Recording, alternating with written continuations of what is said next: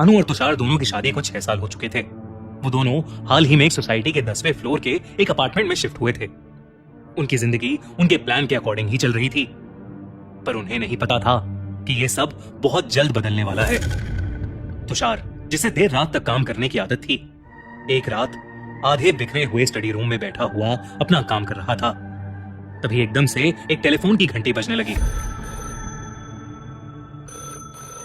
तुषार ने पहले अपना मोबाइल चेक किया, फिर अपना लैपटॉप और फिर सोती हुई अनु का मोबाइल, पर वो टेलीफोन की घंटी कहीं और ही बज रही थी। लेकिन तुषार के घर में कोई भी और टेलीफोन नहीं था।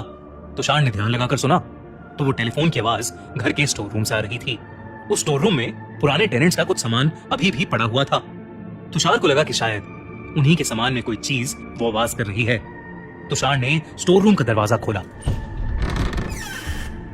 और थोड़ा सामान इधर उधर करते हुए देखा कि वो आवाज एक पुराने से लैंडलाइन फोन से आ रही थी। लेकिन वो फोन कहीं कनेक्टेड नहीं था। तुषार ने वो फोन उठाया, सामने से कोई आवाज नहीं आई और तुषार ने वो फोन वापस रख दिया। तुषार ने जब लैंडलाइन की छोटे से डिस्प्ले पर देखा तो उस पर लिखा हुआ था 000000। उसे लगा कि शायद ये टेलीफोन कोई खिलौना होगा और वो वापस अपना काम करने चला गया। लेकिन अगली रात जब अनु सो गई थी और तुषार ऑफिस का काम कर रहा था तो तुषार को फिर से उस टेलीफोन के बजने की आवाज आई। तुषार को अब हैरानी हुई। उसके फोन उठाते ही उसने जब हेलो बोला तो पहले कुछ सेकंड्स के लिए दूसरी ओर से कोई आवाज नहीं आई।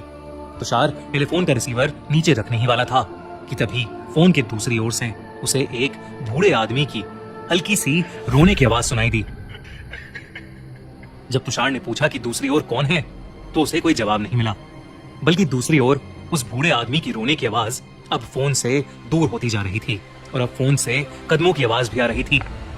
तुषार ये सब सुन ही रहा था कि तभी उसे ठीक वैसे ही कदमों की आवाज उसके लिविंग रूम से आने लगी। उसने डर के मारे जब स्टोर रूम का दरवाजा हल्का सा खोलकर लिविंग रूम में देखने की कोशिश की तो वहां उसे खाली डब्बों के अलावा कोई नहीं दिखा, पर उसे उन कदमों और उस बूढ़े आदमी के रोने की आवाज अभी भी सुनाई दे रही थी। उन आवाजों को अपना वहम समझते हुए वो किसी तरह अपने बेडरूम तक पहुंचा और अपने बिस्तर पर लेट गया, पर सारी रात उसे वो आवाजें आती रहीं।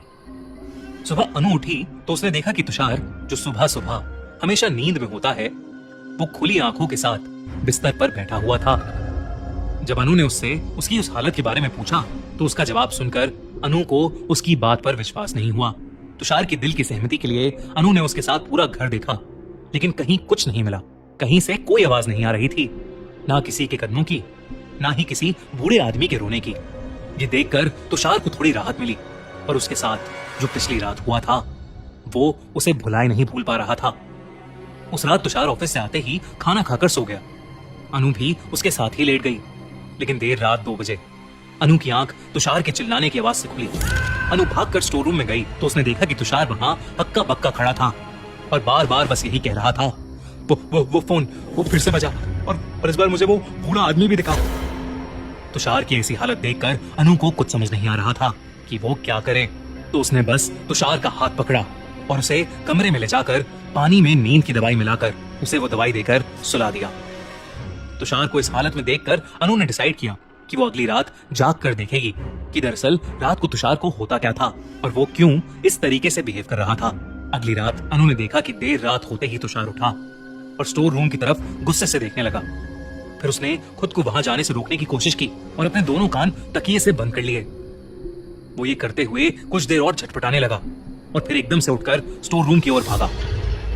अनु भी उसके पीछे भागी और उसने देखा कि तुषार उस लैंडलाइन टेलीफोन को दीवार पर मारकर उसे तोड़ रहा था।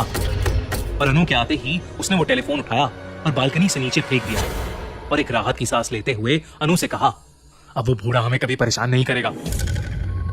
उसके बाद तुषार अपने चेहरे पर मुस्कान लिए सोने चला गया। अनु को अपने पति को इस हालत में देखकर बिल्कुल भी अच्छा नहीं लग रहा था, पर उसे लगा कि शायद उस टेलीफोन को फेंकने के बाद तुषार ठीक हो जाएगा। लेकिन अगली सुबह जब अनु की आंख खुली तो जो उसने देखा वो देखकर उसके रोंगटे खड़े हो गए। उसने देखा कि तुषार एक कोने पर खड़ा था और वो किसी को अपने से दूर रहने को कह रहा था। अनु को देखते ही वो रोने लगा और कहने लगा कि वो बूढ़ा आदमी उसे मार डालेगा।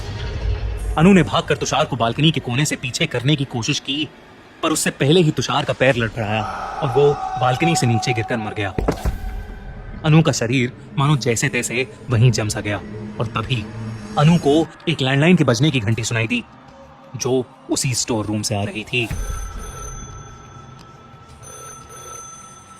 अनु जैसे ही उस स्टोर रूम के अंदर पहुंची, उसने देखा कि वहां पर वही लैंडलाइन फोन पड़ा था जिसको तुषार ने पिछली रात बुरी तरह से तोड़कर बालकनी से फेंका था।